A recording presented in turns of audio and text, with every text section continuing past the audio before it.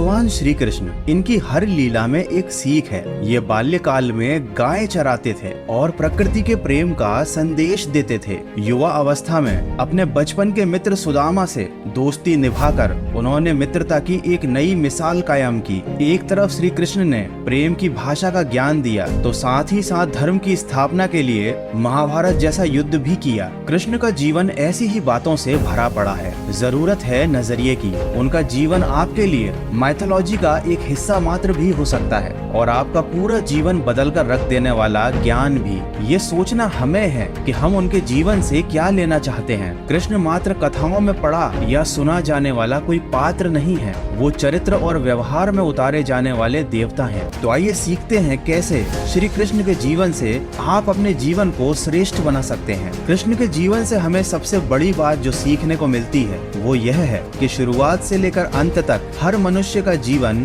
संघर्ष ही होता है। उनका जन्म कारागृह में हुआ। पैदा होने की रात में यमुना पार कर उन्हें गोकुल ले जाया गया और तीसरे दिन उन्हें मारने के लिए पूतना नाम की राक्षसी आ गई। आगे भी उनके जीवन में कई बड़े बड़े संघर्ष आए और हमें ये सिखा गए कि आप चाहे कोई भी हो, अगर इस संसार में आए हैं तो संघर्ष हमेशा बना रहेगा। मानव जीवन में आकर कोई भी इन सांसारिक चुनौतियों से बचकर नहीं जा सकता, किंतु कृष्ण ने कभी किसी बात की शिकायत नहीं की। हर परिस्थिति को जिया और जीता। कृष्ण कहते हैं परिस्थितियों से भागो मत, उनके सामने डटकर खड़े हो जाओ, क्योंकि कर्म करना ही मानव जीवन का पहला कर्तव्य है। हम अपने कर्मों से ही परेशानियों से जीत सकते हैं। ये बात तो सभी जानते हैं कि कृष्ण के मामा कंस उन्हें बार बार मारना चाहते थे, लेकिन कृष्ण हमेशा शांत रहते थे और समय आने पर उन्होंने कंस के प्रहार का मुंह तोड़ जवाब भी दिया। इससे हमें यह सीख मिलती है कि कभी कभी हमारे अपने भी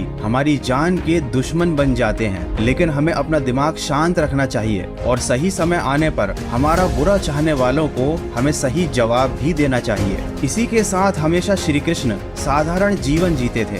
गोकुल के राजघराने में परवरिश होने के बावजूद भी वह अन्य सामान्य बालकों के साथ रहते थे, खेलते और घूमते थे। उन्होंने कभी भी अपने राजघराने का घमंड नहीं किया। इस बात से हम ये सीख सकते हैं कि चाहे आपके पास कितनी ही धन दौलत हो, आप कितने ही अमीर क्यों ना हो, लेकिन आपको हमेशा जमीन से जुड़ा हुआ रहना चाहिए। श्री कृष्ण ने हर बुरे समय में अपने विवेक से काम लिया। उन्होंने हर विपरीत परिस्थिति का डटकर मुकाबला किया और हम सबको कभी भी हार ना मानने का संदेश दिया। उनके जीवन से हम यह सीख सकते हैं कि हमें हमेशा आखिर तक प्रयास करते रहना चाहिए, भले ही परिणाम हमारे पक्ष में हो या ना हो। कृष्ण और सुदामा की दोस्ती के बारे में कौन नहीं जानता। हो सकता है कि आज के जमाने में दोस्ती का अर्थ केवल अपना मतलब निकालना रह गया है। कोई किसी का बुरे वक्त में साथ नहीं देता, लेकिन कृष्ण हमें सिखाते हैं कि जिस तरह उन्होंने अपने मित्र सुदामा का और अर्जुन का हमेशा साथ दिया, आपको भी अपने दोस्तों का हमेशा बुरे वक्त में साथ जरूर देना चाहिए। श्री कृष्ण के जीवन से हमें एक बड़ी सीख मिलती है कि पालने वाला भी